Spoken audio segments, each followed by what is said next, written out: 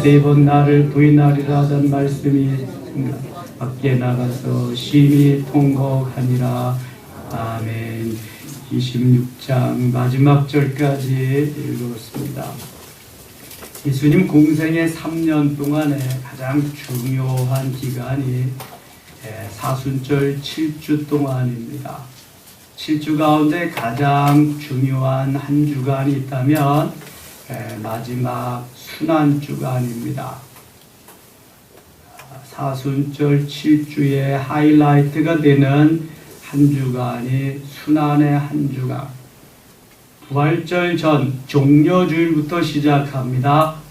아무도 타보지 아니한 어린 나귀 하나를 타고 예루살렘 성에 입성하시는 만왕의 왕으로 입성하시는 예수 그리스도. 월요일 날은 예루살렘 성전에 오르셔서 성전을 청결케 하십니다. 화요일 날은 제사장과 또 서기관들, 바리새인들과 함께 많은 변론을 하십니다. 예수님 생애에 가장 많은 말씀을 하신 것이 순환의 한 주간 화요일입니다. 특별히 마지막 때에 되어질 일들, 징조들을 많이 말씀하십니다. 수요일날 베다니에서 쉬는 동안 마리아로부터 복합을 깨뜨려서 향유의 부음을 받고 그때 은밀하게 이제 가룟 유다가 예수를 팔 일을 진행합니다. 목요일날 제자들의 발을 씻기시고 성만찬 예식을 행하시고 늦게 겟세마네 동산에 오르십니다. 밤이 맞도록 기도하시고 금요일날 새벽에 팔림을 받고 체포당하시며 재판을 받으십니다. 금요일날 십자가에 돌아가십니다. 그것이 순환의 한 주간입니다. 토요일날은 무덤에 계시죠.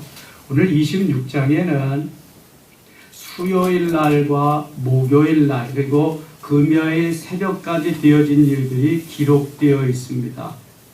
물론 되어진 일들 가운데 마태복음에 나오지 않은 그러한 사건도 있습니다. 26장 처음으로 한번 가겠습니다. 26장 6절 보겠습니다. 예수께서 베다니 나병 환자 시몬의 집에 계실 때에 한 여자가 매우 귀한 향유 한 옥합을 가지고 나와서 식사하시는 예수의 머리에 부으니, 아마 베다니 나사라와 마리아 마르다의 집에 가서 쉬셨던 것 같아요. 베다니에 가셔서 가끔 쉬시며 그곳에서 대화하기를 좋아하셨습니다. 그때에 마리아가 향유 한 옥합을 가지고 예수님께 나와서 머리에 붓습니다. 다른 복음서에는 발에다가 붓고 머리로 씻어주는 장면도 있죠. 제자들이 보고 분개하여 이르되 무슨 의도로 이것을 허비하느냐. 제자들이 볼 때에는 이 향유가 비싼 것이다. 300데나리온쯤 갈 거라고 그렇게 계산을 하지요. 다른 복음서에. 어른들이 1년 동안 쓰지 않고 모은 돈이 300데나리온입니다. 하루에 한 데나리온이 품값이니까 굉장한 값어치의 향유입니다.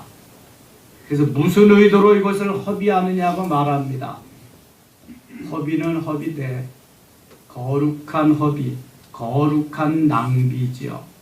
후에 보면 알죠. 이제 이것을 비싼 값에 팔아 가난한 자들에게 줄 수 있었겠도다 하거늘 예수께서 아시고 그들에게 이르시되 너희가 어찌하여 이 여자를 괴롭게 하느냐. 그가 내게 좋은 일을 하였느니라. 제자들은 허비했다고 말하는데 예수님은 좋은 일을 했다고 말씀합니다. 이사야 55장 8절에 보면 내 생각은 너희 생각과 다르며 내 길은 너희 길과 달라서 이렇게 말씀합니다. 주님의 생각과 우리의 생각이 다를 때가 있습니다. 우리는 내 생각이 옳다고 하고 그렇게 진행하고 그렇게 살려고 할 때가 많은데 주님은 그렇지 않다고 말씀하실 때가 많습니다. 오늘도 제자들은 이거 팔아서 가난한 사람들에게 나눠주면 훨씬 더 좋을 거라고 생각하는데 예수님은 아니라고 합니다. 저가 나에게 좋은 일을 했다고 하십니다. 그러면서 11절에 이렇게 말씀하시죠. 같이 읽어요. 가난한 자들은 항상 너희와 함께 있거니와 나는 항상 함께 있지 아니하니라. 가난한 자들은 너희하고 계속 같이 있을 수 있어. 그런데 나는 며칠 있으면 이제 죽을 거야. 나는 이 세상에 없을 거야.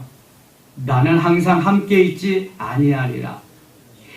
예수님의 앞으로의 일을 알지 못하는 제자들은 언제나 자기와 함께 함께 하실 수 있다고 생각했지만 예수님은 그 죽음을 의미하며 말씀하십니다.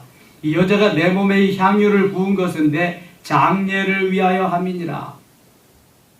제자들은 또 한 번 청천벽력 같은 말씀을 듣습니다.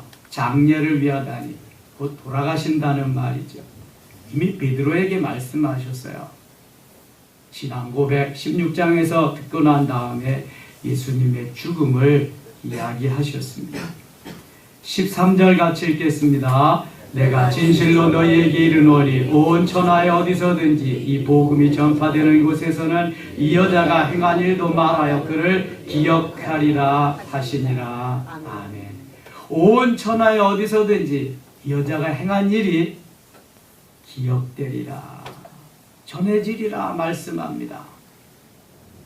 우리의 생각과 주님의 생각이 같지 않습니다. 가룟 유다가 차라리 팔아서 가난한 자들에게 주라고 했는데 가룟 유다의 마음이 진정 그것이 아니지요. 도둑이라 자기가 갖고 싶어서 그랬다고 복음서에 말하고 있습니다. 300데나리온이나 되는 그러한 향유 예수님에게 부어드리고 닦아드린 것은 장례를 위해서 한 거룩한 낭비였습니다. 여러분, 낭비를 해도 허비를 해도 거룩한 낭비, 거룩한 허비를 하시기 바랍니다. 내가 볼 때 내 눈에는 아깝게 생각하고 내 마음에는 아깝지만 그것은 거룩한 아까움이라고 생각이 되어줘야 됩니다. 이게 주님과의 나와의 관계입니다. 항상 내 곁에 계시지 않기 때문입니다. 항상 할 수 있는 기회가 있는 것이 아니기 때문입니다. 기회 주셨을 때 해야 됩니다. 때를 놓치면 아무런 소용이 없습니다. 껄껄해봤자 그것도 소용이 없습니다. 이런 의미에서 마리아는 참으로 귀한 기회를 잡았고요. 예수님에게 드린 그것은 자기가 일평생 모아둔 결혼 자금이었을는지 모르지만 주님을 가장 기쁘시게 해드리는 옥합 향유였습니다. 마리아와 같이 주님을 기쁘시게 해드리는 우리의 삶이 되어야 할 줄 믿습니다. 나만 기쁘고 나만 좋아서 날뛰어 소용없어요. 주님을 기쁘시게 해드려야지. 이것은 내 영혼이 기뻐하는 것입니다. 내 육체는 감각적으로 내가 좋아하는 걸 할 때 기뻐하지만 내 영혼은 주님을 기쁘시게 해드릴 때 너무 감사하고 감격해하고 그럽니다. 거룩한 낭비, 거룩한 허비를 했을 때. 그래서 사도행전 20장 35절에 보면 주는 것이 받는 것보다 복이 있느니라 이렇게 말씀하시는 겁니다. 내 육체는 받는 걸 좋아하고 받는 것에 기분 좋아하지만 내 육체는, 내 영혼은 줌으로 인해서, 나눔으로 인해서 그 속에서 희락을 느끼면서 감격해야 합니다. 주님이 주시는 진짜 감사, 감격입니다. 내 영혼이 기뻐하는 14절 그때 12 중에 하나인 가룟 유다라 하는 자가 대제사장들에게 가서 말하되 내가 예수를 너희에게 넘겨주리니 얼마나 주려느냐 하니 그들이 은 30을 달아주거늘 은 30은 노예의 몸값입니다. 노예의 몸값밖에 안 주겠다. 그가 그때부터 예수를 넘겨줄 기회를 찾더라.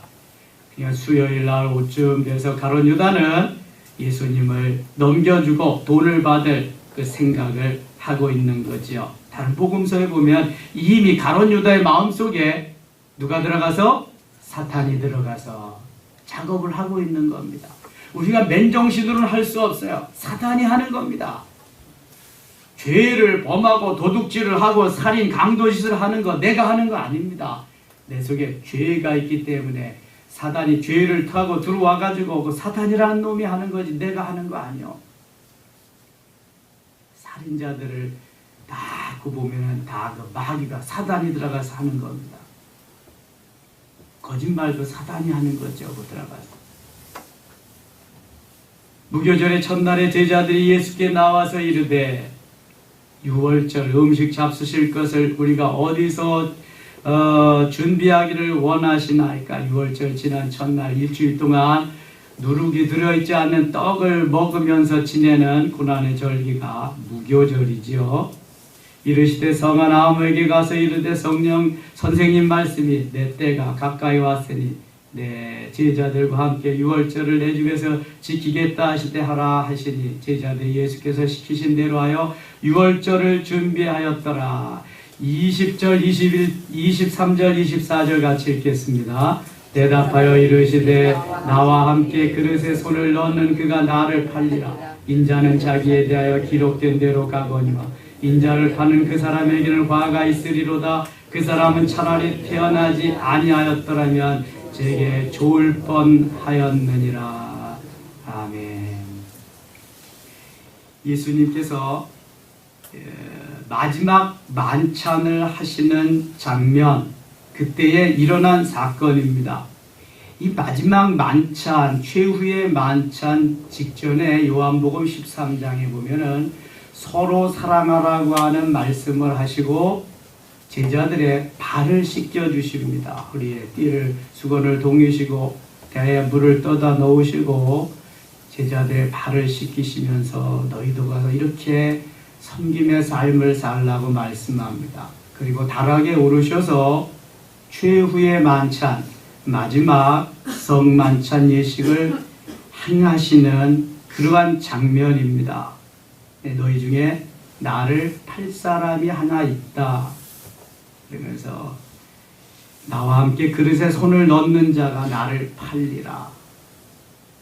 인자는 성경에 기록된 대로 그 길을 가지만 그 사람은 화가 있을 것이다. 차라리 태어나지 아니하였으면 더 좋을 뻔했느니라. 예수께서 이렇게 말씀하십니다. 25절 예수를 파는 유다가 대답하여 이르되 라삐여 나는 아니지요. 대답하시되 내가 말하였도다 하시니라. 그냥 자기가 말하는 것도 잘 몰라요. 이 사단이 들어가서 사단이 하는 거기 때문에 예수님 저는 아니지요. 내가 말하였도다. 바로 너라는 것이지요. 그들이 먹을 때 예수께서 떡을 가지사 축복하시고 떼어 제자들에게 주시며 이르시되 받아서 먹으라 이것은 내 몸이니라 하시고 또 잔을 가지사 감사 기도하시고 그들에게 주시며 이르시되 너희가 다 이것을 마시라. 그러니까 성만찬 예식을 바로 행하는 것이 이렇게 예수님이 제자들에게 떡을 떼어주시며 잔을 나누어 주시면서 내 몸과 내 피를 받아 먹으라 마시라 한 그 예식입니다. 성만찬 예식을 다 마치시고 감람산으로 가십니다. 30절 봅니다. 이에 그들이 찬미하고 감람산으로 나아가니라. 감람산. 31절 그때 예수께서 제자들에게 이르시되 오늘 밤에 너희가 다 나를 버리리라. 기록된 바 내가 목자를 치리니 양의 떼가 흩어지리라 하였느니라. 그러나 내가 살아난 후에 너희보다 먼저 갈릴리로 가리라. 33절 34절 같이 읽겠습니다. 베드로가 대답하여 이르되 모두 주를 버릴지라도 나는 결코 버리지 않겠나이다. 예수께서 이르시되 내가 진실로 내게 이르노니 오늘 밤 닭 울기 전에 내가 3번 나를 부인하리라. 너희들이 다 나를 떠날 것이다. 흩어질 것이다. 다혈질인 베드로, 자타가 공인하는 수제자라고 하는 베드로는 가만히 있을 수가 없습니다. 모두 주를 버릴지라도 나는 결코 버리지 않겠습니다. 그 의미는 내가 누굽니까? 내가 수제자 아닙니까? 내가 베드로 아닙니까? 그런 의미가 여기 있겠지요. 예수님 말씀하십니다. 내가 오늘 밤 다굴기 전에 3번 나를 부인하리라. 그런데 베드로가 또 뭐라 그래요? 35절 같이 읽어요. 베드로가 이르되 내가 주와 함께 죽을지언정 주를 부인하지 않겠나이다 하고 모든 제자도 그와 같이 말하니라. 아멘. 내가 주와 함께 죽을지언정 주를 부인하지 않겠나이다. 다른 제자들도 다 그렇게 다짐했습니다. 여러분, 내 육체는요 시시때때로 상황 적응에 따라서 잘 반응합니다. 진실로 마음에 없는 것들, 진실로 행하지 못할 것들도 잠시 후면은 일어날 일인데도 아주 자연스럽게 베드로는 다른 사람 다 부인해도 저는 아닙니다. 저는 부인하지 않을 것입니다. 절대로 아닙니다. 죽을지언정 주를 부인하지 않겠습니다. 그러니까 다른 제자들도 저도 마찬가지입니다. 저도입니다. 다 그랬어요. 그럼 이게 우리의 육체입니다. 믿을 수가 없어요. 정말 시시때때로 시대와 권력과 환경과 영합하면서 그렇게 살아남기를 원하는 게 육체입니다. 그런데 영혼은 그렇지 않습니다.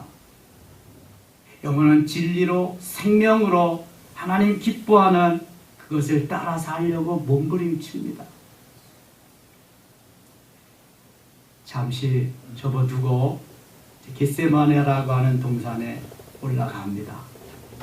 목요일날 성만찬 예식 마치고 늦게 겟세마네 동산에 올라가십니다. 30절에 보면 이에 그들이 찬미하고 감람산으로 나아가니라. 감람산으로 나아갔는데 여기는 36절에 보면은 이에 예수께서 제자들과 함께 겟세마네라 하는 곳에 이르러. 감람산 겟세마네 동산 어떻게 다를까요? 누가복음 22장에는 감람산으로 나와 있습니다. 마태복음 26장에는 겟세마네라고 나와 있고요. 이렇게 생각하시면 됩니다. 북한산 안에 도봉산도 사패산도 있다. 감람산 안에 겟세마네 동산이 있다. 겟세마네라고 하는 말은 기름을 짠다라는 의미입니다. 감람나무가 많이 있기 때문에 감람산이라고 이름이 붙여졌는데 감람류를 기름틀에 넣고 기름을 짜내는 것입니다. 기름을 짠다는 의미가 겟세마네인데 예수님께서 그 감람산에서 겟세마네 동산에서 감람류에 기름을 짜듯이 물과 피를 남김없이 다 짜내면서 기도하는 그러한 것을 의미하는 것입니다. 겟세마네, 기름을 짠다. 너희들도 내가 기름을 짜듯 기도하듯이 그렇게 기도하라는 거죠. 겟세마네, 감람산 같은 겁니다. 다른 동산이 아닙니다. 예루살렘에서 기드론 시내를 건너가면 맞은편이 바로 감람산입니다. 예수님이 살아생전 계실 때 오르시면서 기도하던 그러한 산, 지금도 수천 년 된 감람나무가 고목으로 거기에 있고요. 예수님이 기도하시던 그 장소가 그대로 보존되어 있습니다. 36절 이에 예수께서 제자들과 함께 겟세마네라 하는 곳에 이르러 제자들에게 이르시되 내가 저기 가서 기도할 동안에 너희는 여기 앉아 있으라 하시고 37절 같이 읽을게요. 베드로와 세베대의 두 아들을 데리고 가실새 고민하고 슬퍼하사. 시원치 않은 제자들은 저 밑에 남겨두고 삼총사 예수님이 귀하게 여기는 베드로와 요한, 야고보 요한 세 제자 데리고 가십니다. 야이로, 회당장 야이로의 딸을 고쳐줄 때, 죽음에서 살릴 때도 세 제자를 데리고 가셨죠. 세 제자를 데리고 가십니다. 38절 이에 말씀하시되 내 마음이 매우 고민하여 죽게 되었으니 너희는 여기 머물라 나와 함께 깨어있으라 하시고 39절 같이 읽을게요. 조금 나아가서 얼굴을 땅에 대시고 엎드려 기도하여 이르시되 내 아버지여 만일 할만하시거든 이 잔을 지나가게 하옵소서. 그러나 나의 원대로 마옵시고 아버지의 원대로 하옵소서 하시고 이 잔이 무슨 잔이죠? 십자가의 잔, 고난의 잔, 죽음의 잔입니다. 예수님도 육체를 가지셨기 때문에 얼마나 고통스러운가를 알고 계십니다. 여러분, 육체는 고난과 고통 받아들이기 어렵습니다. 예수님이 영으로만 계셨다면 이런 말씀 안 하실 거예요. 이제 육체적으로 고난, 고통 당하시고 아픔을 당하시게 되니까 아버지여 할만하시거든. 이 잔을 내게서 지나가게 하옵소서, 옮겨주시옵소서. 여러분, 이 기도가 근데 예수님이 드린 이 기도가 하나님이 이 땅에 예수님을 보내신 목적과 부합된다고, 일치된다고 생각하세요? 마가복음 10장 45절이나 마태복음 20장 28절에 보면 인자에 온 것은 섬김을 받으려 함이 아니라 도리어 섬기려 하고 자기 목숨을 많은 사람의 대속물로 주려 함이니라. 예수님 뭐하러 오셨어요? 죽으러 오셨어요. 섬기러 오셨고 대속물로 우리에게 목숨 주시려고 오셨어요. 그런데 고통과 고난이 있다고 나 죽지 않게 해달라고 기도하니 이게 제대로 된 기도냐고요. 여러분, 우리가 기도할 때 이거 정말 제대로 된 기도냐? 이거 하나님이 기뻐하시는 기도냐? 아니면 내 육신 욕망 채우기 위한 기도냐? 내 생명 조금 연장시키기 위한 기도냐? 생각해 봐야 됩니다. 예수님 금방 알아차리시고 뭐라고 마무리하셔요? 네, 아버지의 나의 원대로 마옵시고 아버지의 원대로 하옵소서. 그러나 내가 원하는 건데 육신적인 것이고요. 아버지의 뜻대로, 아버지의 원대로 하옵소서. 저는 순종하겠습니다. 여러분, 항상 기도의 결론은 아버지의 뜻대로, 아버지께서 원하시는 대로 내가 따라가겠습니다 하는 그러한 기도가 돼야 돼요. 언제 한 번은 죽는다니까요. 지금 죽으나 그때 죽으나 죽는다니까. 아버지의 뜻대로 죽어야지. 아버지께서 원하시는 대로 가야지. 아버지의 원대로 하옵소서. 마무리합니다. 제자들에게 오사 그 자는 것을 보시고 베드로에게 말씀하시되 너희가 나와 함께 1시간도 이렇게 깨어 있을 수 없었더냐. 41절 함께 읽을게요. 시험에 들지 않게 깨어 기도하라. 마음에는 원이로되 육신이 약하도다 하시고. 시험에 들지 않게 깨어 있어 기도하라. 기도 안 하면 어떻게 된다는 거예요? 시험에 든다는 거예요. 기도 안 하면 시험에 듭니다. 이 제자들이 만일 예수님 분부를 따라서 기도했다면 그렇지 않을 건데 그 급박한 긴박한 상황 속에서도 육체의 피곤함을 이기지 못하고 자는 거예요. 조는 거예요. 여러분, 잠깐이면 돼요. 잠깐 동안도 깨어있을 수 없었다면 마귀의 종로로 타게 돼요. 만일 베드로가 여기에서 깨어있었다면 후에 주님을 부인하지 않았을 거예요. 여기에서 졸며 잤기 때문에 잠시 후에 예수님을 부인하게 되고요. 나는 그를 알지도 못한다고 그렇게 됩니다. 주님 말씀하십니다. 마음에는 원이로되 육신이 약하도다. 너희 마음은 안 그래. 내가 알아. 근데 육신이 약해서 그런 거야. 이 상황 속에서도 예수님은 제자들을 위로하십니다. 그래. 마음은 원인데 육신이 약해서 그렇구나. 다시 두 번째 나아가 기도하여 이르시되 내 아버지여 만일 내가 마시지 않고는 이 잔이 내게서 지나갈 수 없거든 아버지의 원대로 되기를 원하나이다 하시고 다시 오사 보신즉 그들이 자니이는 그들의 눈이 피곤함일러라. 또 그들을 두시고 나아가 세 번째 같은 말씀으로 기도하신 후 45절 같이 읽을게요. 이에 제자들에게 오사 이르시되 이제는 자고 쉬라. 보라 때가 가까이 왔으니 인자가 죄인의 손에 팔리느니라. 아멘. 여러분, 기도하지 않아도 될 때가 옵니다. 영원히 쉴 때가 옵니다. 곧 옵니다. 그러나 지금은 잘 때가 아닙니다. 지금은 기도할 때입니다. 지금은 쉴 때가 아닙니다. 지금은 기도할 때입니다. 조금 지나면 기도하지 않아도 된다니까요. 자고 쉬라. 이제는 자고 쉬라. 기도해도 소용없다. 이제 기도 안 해도 된다. 계속 쉬어라. 그럴 때가 온다니까요.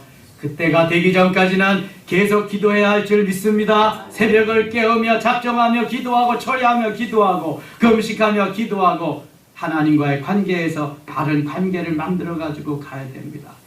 그렇지 않으면 베드로와 같이 예수님을 부인하게 됩니다. 이제 예수님이 금요일 날 새벽에 잡히게 됩니다. 56절 한번 보시죠. 그러나 이렇게 된 것은 다 선지자들의 글을 이루려 함이니라 하시더라. 이에 제자들이 다 예수를 버리고 도망하니라. 그렇게 결단하고 그렇게 맹세하던 제자들이 다 예수를 버리고 도망갔어요. 예수님 잡히니까. 58절 베드로가 일찍 예수를 따라 대제사장의 집 뜰에까지 가서 그 결말을 보려고 안에 들어가 하인들과 함께 앉아있더라. 64절 예수께서 이르시되 내가 말하였느니라. 그러나 내가 너희에게 이르노니 이후에 인자가 권능의 우편에 앉아있는 것과 하늘 구름을 타고 오는 것을 너희가 보리라 하시니 예수님 죽으시고 그 다음에 부활하시고 승천하시고 하나님 보좌 우편에 앉아 계시다가 구름 타고 다시 오리라 하시는 말씀. 요한계시록 1장 7절에도 구름 타고 오시리라 말씀합니다. 69절 베드로가 바깥 뜰에 앉았더니 한 여종이 나와 이르되 너도 갈릴리 사람 예수와 함께 있었도다 하거늘 베드로가 모든 사람 앞에서 부인하여 이르되 나는 내가 무슨 말을 하는지 알지 못하겠노라 하며 앞문까지 나아가니 다른 여종이 그를 보고 거기 있는 사람들에게 말하되 이 사람은 나사렛 예수와 함께 있었도다 하며 베드로가 맹세하고 또 부인하여 이르되 나는 그 사람을 알지 못하노라 하더라. 조금 후에 곁에 섰던 사람들이 나와 베드로에게 이르되 너도 진실로 그 도당이라. 네 말소리가 너를 표범한다 하거늘. 74절 같이 읽겠습니다. 그가 저주하며 맹세하여 이르되 나는 그 사람을 알지 못하노라 하니 곧 닭이 울더라. 보세요 여러분, 내 육체가 그저 내 체면 세우고 나 나타나고 나 높아지려고 하는 그러한 맹세 아무짝에 쓸데없습니다. 고난이 위기가 닥칠 때는 나는 몰라, 그 사람 나 알지도 못해, 본 적도 없어, 남은 상관없어, 이렇게 되는 거예요. 예수님 옆에 계실 때는 서로 그냥 옆에 자리에 좌의정, 영의정, 우의정, 총리, 장관 다 한다고 날뛰는 놈들 하나도 없습니다. 그런 의미에서 다니엘과 그의 세 친구의 믿음은 참 우리가 언제 바라봐도 너무 귀한 것입니다. 스테반 집사님의 그 신앙, 손양원 목사님과 주기철 목사님의 그 신앙은 너무 부러운 것입니다. 예수님과 3년 동안을 먹고 마시며 저 자식 다 내버려 두고 예수님을 쫓았던 사람들이 한 명도 예수님의 고난의 현장에 있지 않습니다. 여러분은 당당하게 말씀하실 수 있겠습니까? 나는 고난의 현장에 있겠습니다. 다른 사람 다 주를 버릴지라도 저는 아닙니다. 하겠습니다. 그것을 계속 지킬 수 있겠느냐고요. 동성애, 저는 거기에 한편 되지 못합니다. 동성애 줄에 못합니다. 동성애에 관한 거 팔지 못합니다. 그 사람들에게는 저는 인쇄물도 해주지 못합니다. 케이크도 못 팝니다. 음식도 못 팝니다. 할 수 있겠습니까? 앞으로 그게 제정된다면 제정이 안 돼야 되지만, 여러분 이건 참으로 중요한 것입니다. 언제 변화되나요? 오순절 사건을 경험하지 않으면 절대로 변화는 없습니다. 오순절 사건이 그래서 중요한 겁니다. 오늘도 우리는 오순절 사건을 경험해서 예수님 나의 전부, 나의 생명, 내 모든 것 되심을 고백하며 승리하는 하루 그래야 할 줄 믿습니다. 아멘. 감사의 예물 드린 손길이 있습니다. 기도합니다. 아버지 하나님 고맙습니다. 또 하루 출발합니다. 말씀하시고 도우시고 감사의 예물 받으시옵소서. 하늘 창고에 쌓여지는 보화 되게 하시옵소서.